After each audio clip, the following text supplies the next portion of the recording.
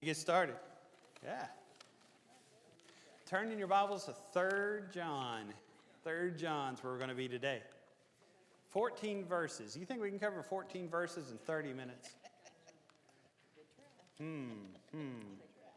14 verses in 30 minutes. Maybe we can do it. If you ever hear a sermon on 3 John, it's going to be this, all right? 3 men in the pew, which one are you? Okay? 3 men in the pew, which one are you? Okay? That is your 3 John sermon. And it is like your turkey dinner. Let's see, this is Thursday, Friday, Saturday, Sunday. Okay, you know how you have turkey 4 different ways? You had it off the bird Thursday. Then you just had plain leftovers Friday. Then yesterday you had it in a sandwich. And here soon it's going to be in a soup, right? You know? This is how that sermon goes. It's served over and over and over. It's just presented in a different way. But it's three men in a pew. Which one are you? And what you do through the sermon is you look at the 3 guys that come up. The first guy is Gaius. And what you talk about Gaius is he is the guy who's always serving. He's the guy who's hosted the church. And you talk about all the people in the church who serve, whether they're Bible class teachers, song leaders, whether they help out with the widow's ministry and benevolence and all those sort of things. Then the next guy you look at is Diotrephes. And Diotrephes is actually a busy person. From the outside, he looks like a good guy to have. But Diotrephes is one of those guys who is always running around, and he has to be the center of everything, right? He has to be the center of whatever happens. And he's the preeminent one, and he gets to decide who talks, who doesn't talk. He gets to run the church. And those are the kind of people you run into big trouble with when they show up in your church, especially when they show up in leadership. And that's really what the 3 John is about. And your third fellow that you're looking at, what's his name? Demetrius. And Demetrius is just a simple servant that doesn't expect much. At least he does not need a lot of notoriety. He just in the background is the one who's delivering this letter and going here and there. So you got your 3 men in the pew, you got your people who are serving out front, you've got your people who are prideful and preeminent, and then you've got your just good old folks who make the church be what the church ought to be. So the question is, looking at those 3 folks, which one are you? That's your 3 John sermon. And believe me, you'll hear it over and over and over, probably from me, okay? But that's what we look at. Yes, sir, Webb? I just got a thought. Yeah. It may not help anybody, but it helps me. Is just because you're one of those, you don't have to be one of those all your life. Right. You can change and grow and be better. Absolutely. As time goes on. Absolutely. What Webb just said is just because you're one of those, if you look around and say, I'm Demetrius, you don't have to stay Demetrius. If you find yourself to be a Gaius and you decide you want to be a, Demetrius, try not to be the Diotrephes. But you don't have to be the same thing the whole time. But you do need to be active, and you do need to participate and help the church in its growth. All right, this is 3 John. It's only 14 verses. And so it's one of those that most of us only know like 1 or 2 verses from. Let's go ahead and read it. Okay, this is from New King James I've got on the back. Oh, Haley told me to pass out the envelopes. And I said, well, you're going to have to remind me. And guess what she just did? She reminded me. Okay. This is for money, and what you do, we'll pass this around, and if you want to put money in it, it's for the collecting of gifts and clothing and household necessities and food and all of that for the folks that we help out. You remember looking on that snowman tree back there? There's several children. We provide them with food, and we also provide them with gifts and other things as well. So I will pass this around. And if you want to put money in it, that's good. If you don't have your money with you right now, I bet this gets passed around again. Let me start down here with y'all, and I'll pass it, and then y'all pass it back. Does that work okay? All right. Thank you, Haley. It's pretty funny, the stuff you forget. All right. So let's go ahead and read this. All right. Verse 1, the elder, that's John, to the beloved Gaius, whom I love in truth. Beloved, I pray that you may prosper in all things and be in health, just as your soul prospers. For I rejoiced greatly when the brethren came and testified to the truth that is in you, just as you walk in truth. I have no greater joy than to hear my children walk in truth. Beloved, you do faithfully whatever you do for the brethren and for strangers who have borne witness of your love before the church. If you send them forward on their journey in a manner worthy of God, you'll do well, because they went forth for his name's sake, taking nothing from the Gentiles.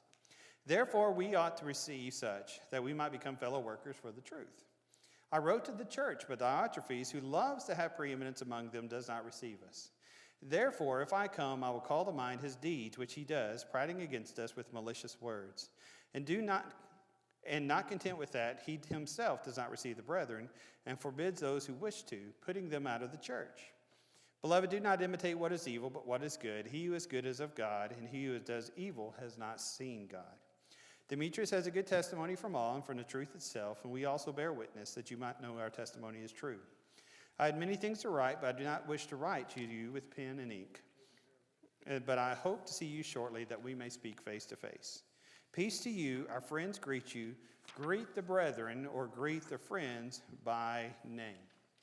Now, a lot of people look at 1st, 2nd, and 3rd John, and they think it comes in a group. So if it comes in a group, what 3rd John is not only talking about Diotrephes and the issues which he has, but it's a letter to Gaius, who the church is meeting in his house, in his area. And it's saying, watch out for Diotrephes and realize Demetrius is worthy. When he's coming, he is, as they say in the South, bona fide. You ever hear that word? Okay, bona fide. All right. So if the trilogy works that way, 3rd John is written to the guy who is, the house meets in his church. Okay? Or house meets in his church. The church meets in his house. Now, if you see those three together, then 2nd John is written, that elect lady is written to the church. And it's telling the church, be careful about false teachers, and be careful about those people who come in and bring in destructive heresies. Do not go beyond what is written, right? 2nd John and verse 9. And if it works as a trilogy, 3rd John is to the guy who the church meets in his house. 2nd John is to that specific congregation. 1st John is more or less the sermon that needs to be delivered, and not just to that church, but to the surrounding churches, of talking about Jesus and the work in which he has. So if you put the three letters together, you see how that works. Concentric circles, sometimes people will say, to where it works across in that way. And maybe that's a good way of looking at it. If you like that, that's good. And if you don't like that, that's just as good as well, because it doesn't matter one way or the other. All right, so as we look there, what are some verses that pop out in that book to you? I really like verse 2. I think verse 2 is neat, because sometimes we run into an issue in the church because we recognize the spiritual plane as superior than the physical plane. And so in our prayers, we feel like we ought to pray for spiritual things, but while we pray for spiritual things, maybe we forsake or neglect the physical things, right? So look there in verse 2. I pray that you may prosper and be in health in the same way in which your soul also prospers. You see that? And so is it okay to pray for physical blessings and for physical health? John did it, right? So it's okay for us to do it as well. And so I like that. I like that. What a marvelous thing for him to say to them. I hope your health is as good as your spiritual health. Right. Yeah, if you get that from an apostle, you're doing all right. Yeah. Hope you're doing as well physically as you are spiritually. And how few people can we really say that of, right? And so that's pretty good. All right. Now, if you look at verse 6, that's another key one right there, okay? Because we talked last week about the economy of preachers back in the 1st century. Sometimes they were located, and the Bible does teach that there are located preachers, right? How long did Paul spend in Ephesus? 3 years, right? And so it's okay for a preacher to be stationed at a congregation and to be there for a good while and to be supported by the brethren. That is a biblical concept. But also, especially with these just new churches, as the church was really getting off the ground, what would oftentimes happen is this idea of a circuit rider. And maybe you remember, I don't think any of us are old enough. Maybe you were a young child and you remember or you heard of it.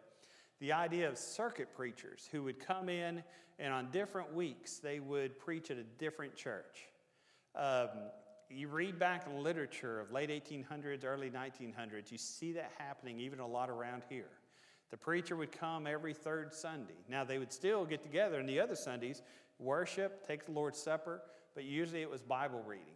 The most popular Bible reading when you didn't have a preacher was reading Romans chapter 12. But you would go through and have certain readings that you would do. And so that was a common thing that would happen. Historically, we look at churches in Marshall County. You'll notice Marshall County has the Lord's church. Have you noticed that? There's 15 of us critters hanging out around here, okay? And it's a high percentage. We are either number 2 or number 3 as far as percentage in the entire country, as far as people in this county who are members of the church.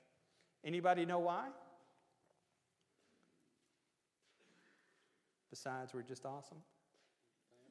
Well, okay, family's a big deal. Because of it's isolated by the Mississippi and Right. Tennessee River and the influence of Freed-Hardeman University. Right. This way. Right. What he just said is they were isolated. The Mississippi River's here, Mississippi's down south. There's a railhead, early 1900s, that would go between here and Henderson. It was pretty easy to do. And so a lot of people at Freed-Hardeman could just hop on a train and come up here and preach and still make it home to teach the class the next Monday. And so this is a popular place to go. And so good preaching produces good, faithful churches. You plant the seed will grow. And so that's a little bit of the history that goes on here.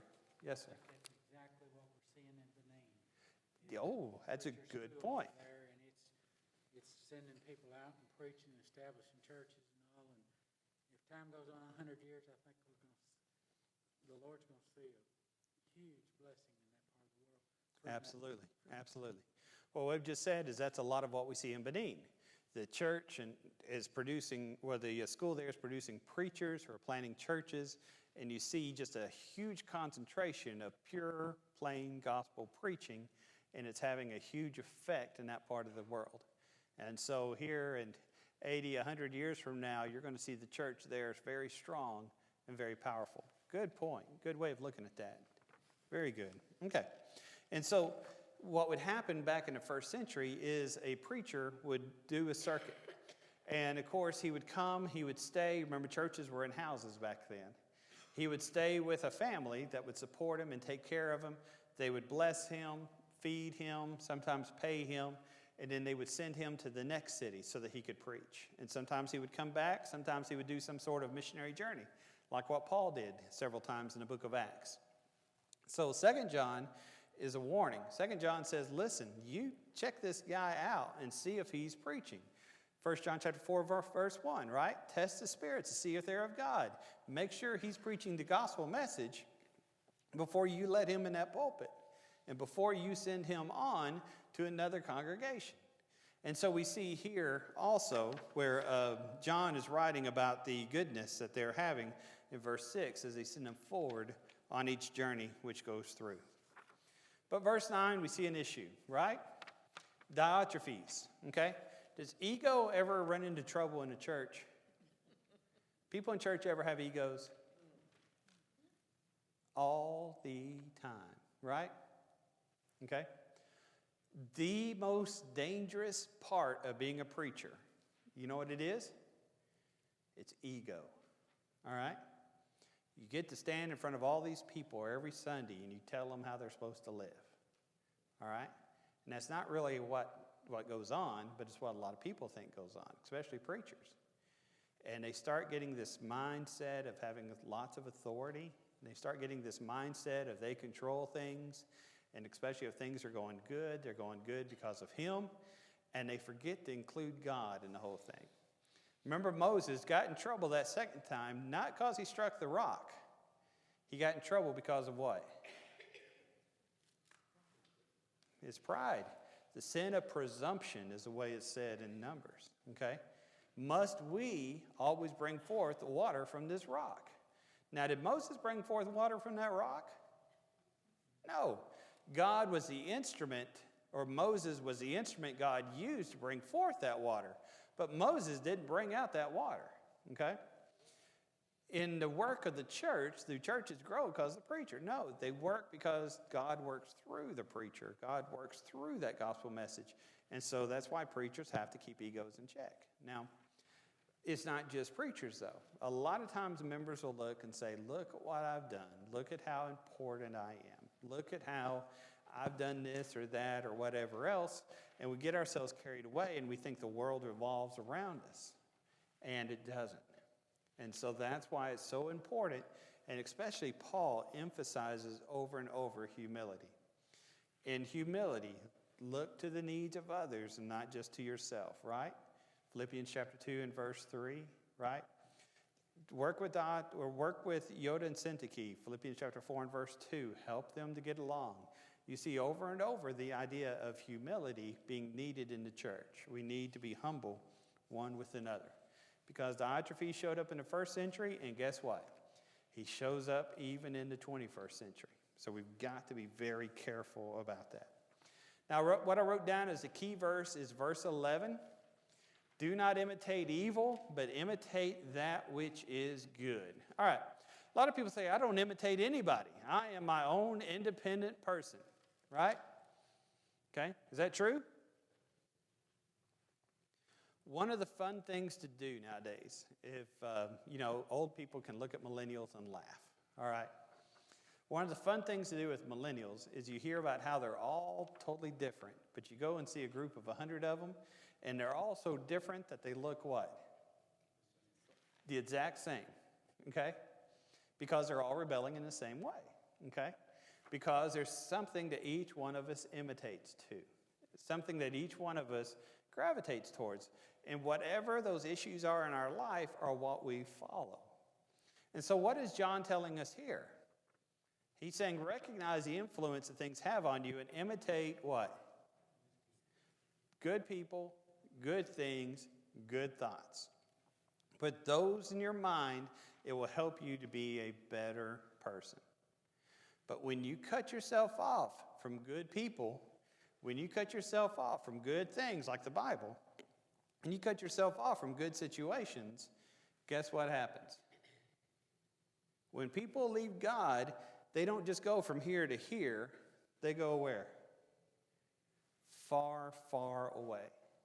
And the longer that they keep themselves away from good people, the worse it's going to get. And so that's an important lesson. Don't imitate what is evil, but purposefully, mindfully imitate good things. Make it a practice to do good things. Now, sometimes when we do something new, does it feel natural? No, it doesn't, does it? And we get up there and it's so very, very hard. This last week, Thursday night or Wednesday night, we had some of our young men who spoke. And I had them over the house on Wednesday or Tuesday night. And we sat around and we ate and drank Coke and we went back and forth practicing on each other, writing our little lessons and everything. And one of them kept saying, this feels so unnatural. And I kept saying, you'll be fine. Just, you have to do it as practice. It's like the first time you ride a bicycle or ride a horse. First time y'all rode a horse, did it go well? Knowing y'all probably did. You ever get bucked off or anything? That's a dumb question to ask you, isn't it? Okay, but I remember the first time I rode one. Well, mine behaved, but I remember the guy beside me, his took off and ran under a tree and knocked him off. And I thought to myself, I don't want to be here. This thing's a lot bigger than me. And so, it's interesting. First time you do something, it doesn't feel natural, but you get into practice, and then it does. The first time that you serve somebody, it's not going to feel natural until you get into practice. First time you lead singing, first time you preach, first time you teach class, especially if they put you in there with the little kids, right? One time I came up with this grand idea. I'm the preacher. I can teach any class there is. And I went and taught the little toddler class. Not the toddler class, the little kids, right? And I started singing to them, and in 5 minutes, they were all knocked out of sleep. And I thought, this is worse than the adult class. And I didn't find out till the next week that you got to have Smarties and crackers. And that it doesn't matter what you say as long as you sing and give them Smarties. Then life is okay. Anyway, You know, it's not natural when you first teach, but then you get in the habit of it and it becomes natural. And that's something important for us to know. All right, going back to our lesson here. I want us to see some of the things we're looking at. Let's look at the keys of Christian leadership. This is another way I like to preach through the lesson, okay? What are some keys of Christian leadership? If you want to be a leader in the Lord's church, and this is not just talking about being an elder or being a preacher. If you want to be somebody that people look up to, the very first thing you do is you lead by lifestyle. Look there in verses 3 and 4, okay? John could say, I know that you walk in truth. I have great joy in hearing about you and your children and how they walk in truth. Now, when you get to John, what's he talking about when he says walk? He's not talking about physically walking. He's talking about what? Your lifestyle. You live a truthful lifestyle. And so one of the reasons why Gaius was such a popular person and a leader in the church was his habits, his lifestyle, who he was walking in truth. You could know and set a foundation by his lifestyle. And so if you want to be a leader, you've got to live it first. The true leader is a servant. Right, the true leader is a servant. That's very true. For other people. And if you cannot serve, you cannot lead. That's very true. Very good point. So you lead not only by your lifestyle, but you lead, just as Bill said, by the way you treat other folks. You can't be preeminent like Diotrephes and tell everybody you're in charge if you mistreat everybody. Because if you mistreat everybody, guess what's going to happen to the people that follow you? It's going to be less and less and less of them, right? And people don't care how much you know until they know how much you what? Oh yeah, man, we've heard that a million times. So look there in verse 5 and 6. You see where he has done much for the brethren and also for strangers. You see where he's helped people through who are traveling. He's treated people very, very well. Leaders lead not just by their lifestyle, not just in the way they treat others, but they lead by being responsible. Oh, this is a tough part right here, okay? You look at the responsibility which he lists off here, and I should have gone down to verses 9 on this when I put it together. But you see where he talks about the fellow workers. Look there in verse 9. You talk about tough. Gaius and Diotrephes. Gaius is a person who's walking in truth, who's a true leader. Imagine the discussions he would have to have with Diotrephes, who wants to be preeminent, wants to be in charge, and wants to run the world. Can you imagine the stress that would go on with that? And can you imagine how uncomfortable it would be for this leader to stand up and say, no, this is truth. No, this is the way we're going to go. This is what God wants. And stand against those things that are wrong. One of the most difficult parts of leadership is the responsibility that's there. It is easy to be a preacher of a growing church. It's easy to be an elder of a church at peace.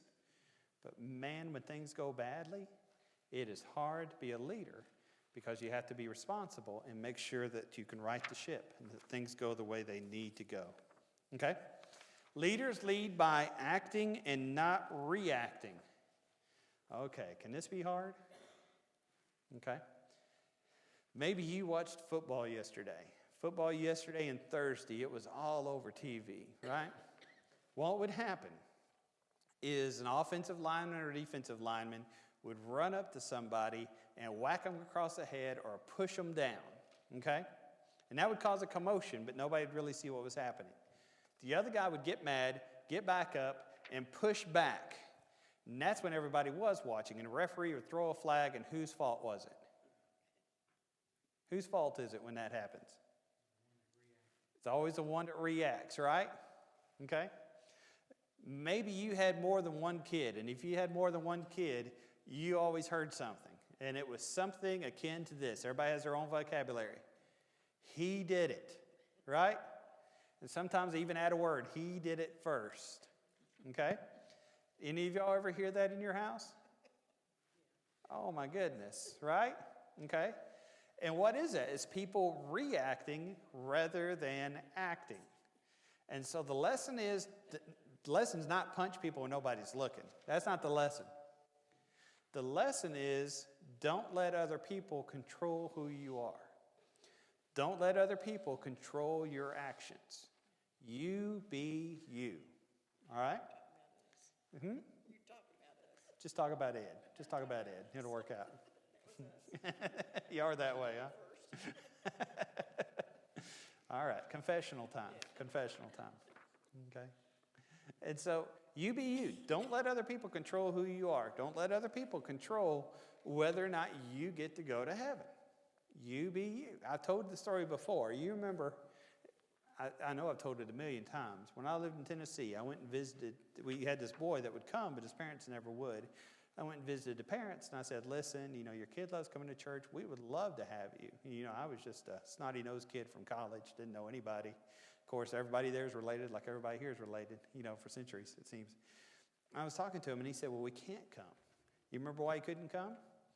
The grandfather, back in the 1800s, of this guy, had known the preacher's family, and the preacher's family, his grandfather had sold this man a mule, and that mule died in just a few weeks. And I guess mules back then cost a lot of money. That was a big deal. So here we were, three generations later, they still would not come back to church because of that bad mule that had been sold. Okay? Now, back then, a mule was expensive. That was your lifestyle. That's what you depended on. That was a big deal. But was it worth 3 generations of souls? Wasn't worth that much, was it?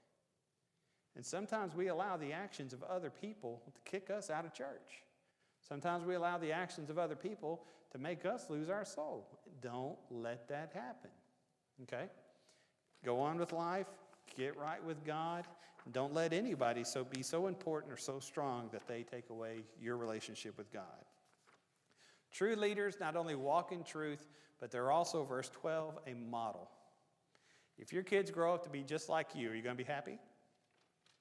If people in the church say, listen, I want to be just like so-and-so, whoever in the pew. If we had 300 people today who were just like you, what would this church be? And what would be the condition of this church?